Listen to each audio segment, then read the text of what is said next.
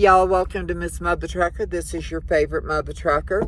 Anyway, I am sitting here in New Mexico at a Walmart waiting to get downloaded. It has been a crazy past week and a half with the ice storm and everything. We were delivering a load to Robert, Louisiana when that hit. And let me tell you what, they are not prepared for ice in Louisiana. That was a nightmare, y'all. I was coming out, this is after we had delivered, and I would hit a patch, and it was at night, and a patch of ice, and then slide just a little, and then, it would grab, and I was like, okay, well, I'm going to slow down. I'm going to look for a place to pull over and go for the night, and got a couple more miles down the road, hit another little patch. I'm only going like 40 miles an hour at this time, and just, you could feel that little bit of slide, and I was like, okay. So I'm like, and there's other cars off the road and all this stuff. I said, I'm going to just slow down. There's a place up here in I think it was 8 miles, and I'm just going to crawl in and get in there. And all of a sudden, I'm going about 30, 35, and this is on the highway. And I'm one of the few outside the people that had already been slid off the road. And so I'm just sitting here going along, and I get a little slide, and then I'm down to 9 miles an hour. And then the road's fairly flat, except for, it kind of curves off on both sides. It's a 4-lane. Well, it's 2 lanes each way, a medium, which drops way off, and then on the other side, it, goes off at an angle. And I'm sitting there going, pop, pop, pop, pop, going, oh, come on, I just want to get to this deal. And next thing you know, the truck hits, and you can see it. The ice is about 1 inch thick, maybe ½ inch. It's clear. I mean, crystal clear. But it's not black ice. It is crystal clear ice. And my truck just starts sliding. Just like this. And I'm thinking, oh my God, if it goes that way, we're going to roll, because, it's pretty steep. And I'm sitting there, and I'm turning, and it's just not catching. I got the wheel all the way over, so I tried going back the other way just to see if I could get traction any which way to get out. And finally, after I go about 3 football fields, and it takes me a minute to get there, it's like a slow motion wreck waiting to happen, and finally it catches. And I get to the deal, and I think this was on 49 or something like that.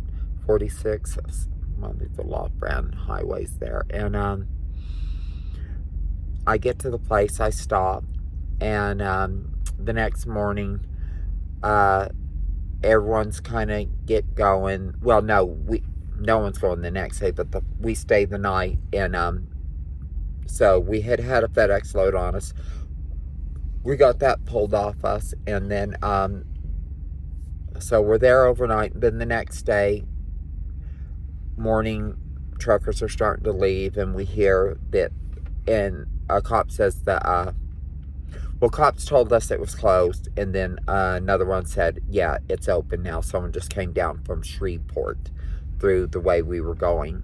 And we went ahead and we head out again, and we get into the Loves, just like 20 something miles down the road, and the road seems real good. And I said, hey, there's some more cops in there. I go, is it clear all the way to Dallas?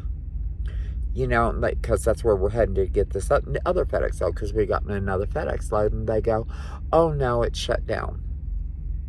I'm like, you right there where you hit almost Shreveport, all that, it's shut down. And you got to be kidding me. So I call my dispatcher, and we get that load taken off of us, and we're stuck there overnight. The next day, I asked some people, and they go, oh yeah, you can get through now. But we're thinking to Dallas. And then we get a call, and we get it offered another load, and so we go to do that, and then we hit, and we get up to the Shreveport area. It's closed down. I mean, thick ice all over, and it had been 50-something degrees all day, and I'm like, you gotta be kidding. You know, they have no way of clearing these roads in Louisiana. So anyway, we headed like we were headed to Dallas instead of going to Arkansas, where we needed to go to pick up this load. And then we cut up and we got to 40 and we went over. It was a hot mess, let me tell you. So now that goes on, and then of course, because it hit the last couple of days of the week, it cost me my payday. I ended up with a $400 and something check. And then, because you know that next 4 days would have been my profit loads, and all my expenses, my student, all that's paid. So we end up getting the load, and we're headed to Utah, and we're on 191, and we're just cruising along just before Moab. You can't make this shit up. 5 deer dead on the road, just like boom, boom, staggered like it was some murder scene from a movie, you know. And the roads have some ice on them, not a lot, you know, just a little, but it must have been like, I don't know how country y'all are, but deer will hover on the side of the road, or elk or whatever, and they'll eat, and then one will look, and if one jumps, usually they all just follow. And that must be what happened, because these things, there was one like every 10 feet staggered. Some big rig must have went through and just slaughtered all of them. But what happened is they were all laying on the road.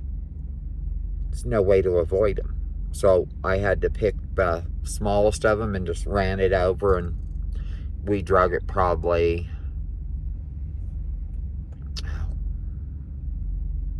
football field length, you know, but there was just no way. They were just covering the whole road. And so yeah, it's been exciting. And okay, so now we're going on up to deliver in Utah at the time, and we get, oh my goodness, about 88 miles from Utah, and we get a call, can you repower a load for us?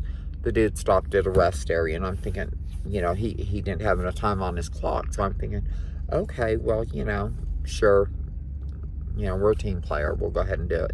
We stop in there, and I'm like, and he stops at a rest area in the pass, and I'm like, dude, really? So we get there, and I said, well, where, you know, and I expect now if I was having a load repowered, I'd have that landing gear down, I would be unhooked but sitting in front of it, I would have my lock off the trailer, I'd be ready for whoever's coming. Not only was he not ready, he turned off his phone. He was in the sleeper asleep. I have to go pound on his truck, and then he gets up, he goes, what? And I said, are you waiting for someone to repower your load? This ain't a fucking lot lizard, dog. You know, and he go, oh, okay, yeah, is that you? And I said, yeah. He hadn't unhooked the trailer. He had to get dressed.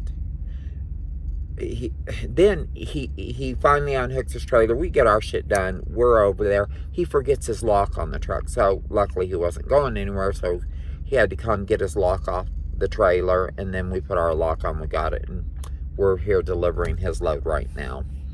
But y'all, if you're going to have your load repowered, be ready for the person coming to get it. They're doing you a favor. Right? Anyway, guys, just wanted to do a quick video, let you know what was up. Hope everyone's doing good out there. And treat each other with love, kindness, and respect. Practice inclusion instead of exclusion, because you never know who you might meet. And you might like them. Trump 2024. Don't forget.